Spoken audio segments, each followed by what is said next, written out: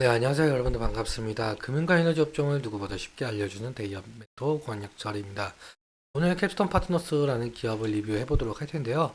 캡스톤 파트너스는 여러분들도 아시다시피 벤처캐피탈이고 정유각이라는 기업에 투자한 이력이 있죠. 오늘 말씀드릴 내용은 정유각이 도대체 무슨 기업이길래 지속적으로 캡스톤 파트너스가 투자하는지 알아보려고 합니다. 같이 한번 확인해 보면서 천천히 얘기 나눠보도록 할 텐데, 그럼 캡스톤 파트너스 바로 보도록 하겠습니다. 일단 캡스톤 파트너스 여러분들도 아시는 내용들이겠지만 처음 투자하셔가지고 모르시는 분들을 위해서 간단하게 말씀을 드리자면 중소벤처기업에 대한 투자 금융을 제공하고 있는 사업을 지속적으로 영위하고 있죠. 즉 기술력이 높지만 자본과 경영 여건이 취약한 기업 설립 초기 단계에 있는 벤처기업에게 대출이 아닌 지분 투자 방식으로 또 인수합병, 상장 등을 통해서 투자 자금을 회수하고 있는 사업을 진행을 하고 있죠. 투자 방법에는 크게 두 가지 정도가 있는데 먼저 투자 조합의 경우에는 말 그대로 펀드를 생각하시면 될 것 같습니다. 개인, 기관, 정부, 중소기업 창업투자회사 여기서 캡스톤 파트너스가 될 수가 있겠죠. 이 자금들을 모두 모아서 벤처기업에게 투자하는 것을 투자 조합, 그리고 직접 투자 같은 경우는 말 그대로 직접 벤처기업에게 투자를 하는 것을 말하겠죠. 그리고 보통적으로 투자 조합의 경우에는 포트폴리오가 사업 보고서에서 나오고 있는 형편이지만 직접 투자 같은 경우 어느 기업에게 투자했는지 뉴스 기사로만 접할 수 있어서 찾기가 상당히 힘듭니다. 그럼 다음으로 넘어가서 여러분들도 아시다시피 벤처기업들은 경제적 자금이 부족한 상태인데 외부 투자 유치가 상당히 필수적이죠. 그래서 투자 유치는 한 번으로 끝나는 것이 아니라 여러 단계에 걸쳐서 시행이 되고 있는데 먼저 시리즈 A 같은 경우는 서비스 오픈하기 위한 준비 단계에서 받는 투자. 사실 이 단계까지 오지 못하고 망하는 기업들이 너무나도 많아서 여기 이 구간을 죽음의 계곡, S밸리라고 표현을 하고 있습니다. 그리고 시리즈 B 같은 경우는 사업 확장을 하기 위해서 추가로 받는 투자 단계, 시리즈 C부터는 스케일업을 가속하기 위한 단계로 대부분 벤처기업들은 시리즈 C 단계에서 외부 투자를 마무리 짓고 안정적인 수익 구조를 만들기 위해서 고민하는 전환으로 노력을 하게 되죠. 그래서 이 시리즈 ABC 투자를 통해서 본격적인 성장을 이루게 되고 벤처기업들은 상장이나 M&A가 가능한 기업으로 탈바꿈하게 되고 여기서 벤처 캐피탈은 투자금 회수를 통해서 이익을 보는 구조가 될 수가 있겠죠. 그럼 다음으로 여러분들도 아시는 분들도 분명히 있으실 것 같은데 캡스톤 파트너스가 정유각이라는 회사에 지속적인 투자했던 내역인데요. 2022년에 시리즈 D 투자 이후에 올해 2024년 3월에 비공개로 또 투자한 거예요. 도대체 어떤 회사이길래 계속적으로 투자했는지 하나하나씩 좀 살펴보도록 할게요. 일단 정유각이라는 기업은 여기 나와 있듯이 푸드테크 스타트업입니다. 도축 돼지를 1에서 4일 안에 안방에 공급하는 초신선 돼지로 좀 주목을 받고 있죠. 보통적으로 기존 축산 시장의 유통 구조는 6단계에 걸쳐서 시행이 되고 있는데 농장, 그리고 도축, 그리고 육가공, 공장이겠죠? 그리고 도매, 그리고 중도매, 소매. 이렇게 소매까지 오고 나서 저희 소비자한테 오게 되는 구조가 될 수 있을 것 같습니다. 이렇게 유통의 단계가 늘어나면 늘어날수록 유류비라든가 물류비 이런 것들 때문에 제품 가격 상승은 어쩔 수 없는 부분이겠죠. 하지만 정육각은 농장에서 도축과 육가공을 같이 합니다.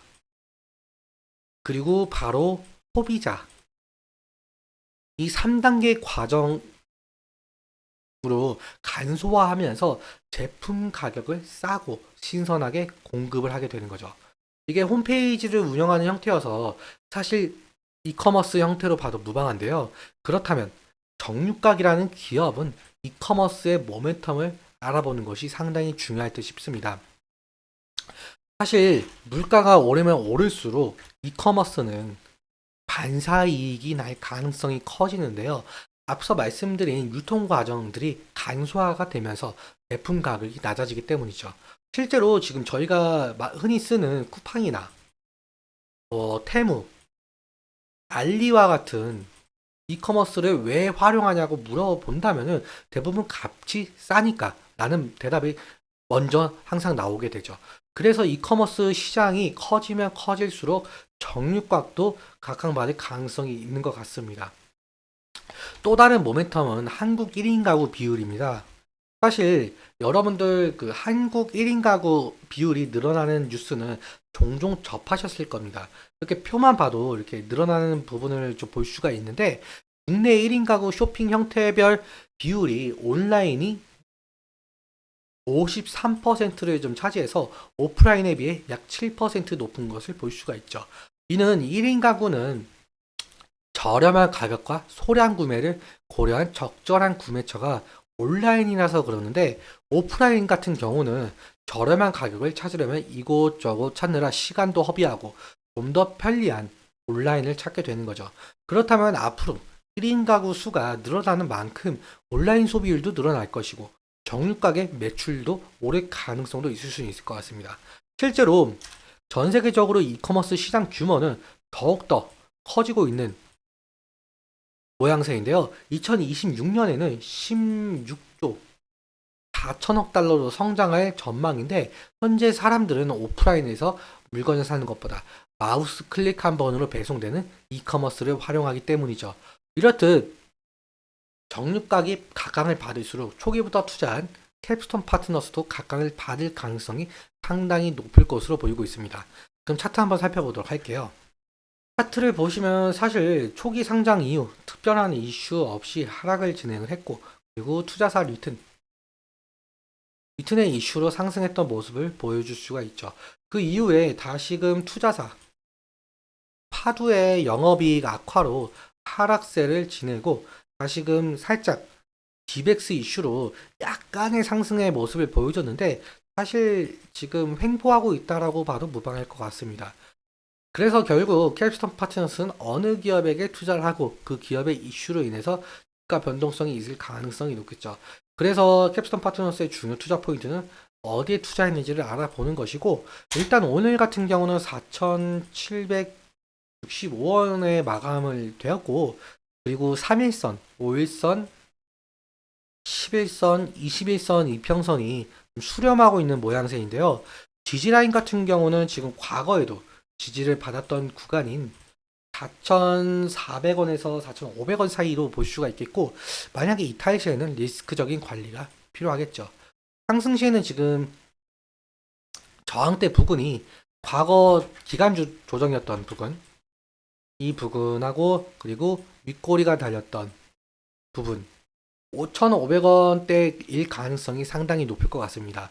하지만 제가 어제가 아니죠. 전 영상에서 말씀드린 윤석열 대통령과의 약속과 투자사들의 이슈가 있으면 거래량을 동반해서 저항대 부근을 좀 돌파를 해준다면은 다시금 상승 추세로 전환될 가능성이 높을 것 같습니다. 오늘은 여기까지 말씀을 드리고 오늘 내용 도움되셨다면 구독과 좋아요 부탁드리고 말씀드린 내용과 차트적인 부분에 대해서는 제 개인적인 견해가 있을 수 있기 때문에 여러분들의 주관적인 견해와 함께 투자를 하여 현명한 선택하셨으면 좋겠습니다. 오늘도 시청해주셔서 너무 감사하고 지금까지 멘토 권혁철이었습니다. 감사합니다.